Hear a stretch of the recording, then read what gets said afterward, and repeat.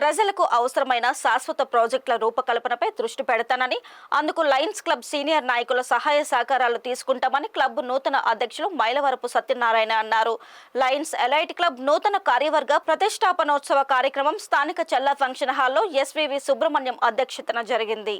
వేదికపై క్లబ్ నూతన అధ్యక్షుడుగా మైలవరపు సత్యనారాయణ, కార్యదర్శిగా KVR Varaprasad, కోశాధికారిగా TVV సత్యనారాయణలచే PDG doctor బాదం బాలకృష్ణ ప్రమాణ స్వీకారం చేయించి పదవి బాధ్యతలను స్వీకరింపజేశారు. అనంతరం సమావేశంలో అధ్యక్షులు మాట్లాడుతూ లయన్స్ ఎలైట్ క్లబ్ కు ఎంతో సేవా చరిత్ర ఉందని, దానిని పరిరక్షించుకుంటూ మరింత పేరు ప్రఖ్యాతులు తీసుకురావడానికి కృషి చేస్తానన్నారు. క్లబ్ వ్యవస్థాపకులు మల్టిపుల్ కౌన్సిల్ కార్యదర్శి మంచులేరు విశ్వేశ్వరరావు ఆశయాలకు అనుగుణంగా క్లబ్ సేవా ప్రగతిలో నడిపిస్తానన్నారు. ముఖ్య అతిథిగా 2 తెలుగు రాష్ట్రాల Lions multiple council chairperson Damora Srishanti పాల్గొని ప్రసంగిస్తూ అంతర్జాతీయ లయన్స్ వ్యవస్థాపకులు మెల్విన్ జోన్స్ ను డాక్టర్ బాదం బాలకృష్ణలో మనం చూడవచ్చునని, నిరంతరం సేవ కోసమే తప్పించే వ్యక్తి మీకు అందుబాటులో ఉండడం అదృష్టంగా భావించాలని పేర్కొన్నారు.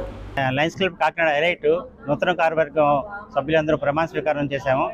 సెక్రటరీగా మన కేవీఆర్ వరప్రసాద్, ట్రెజరీగా టీవీ సత్యనారాయణ, అలాగే మెంబర్స్ డైరెక్టర్స్ కూడా అందరూ ప్రమాణ స్వీకారం చేశాం.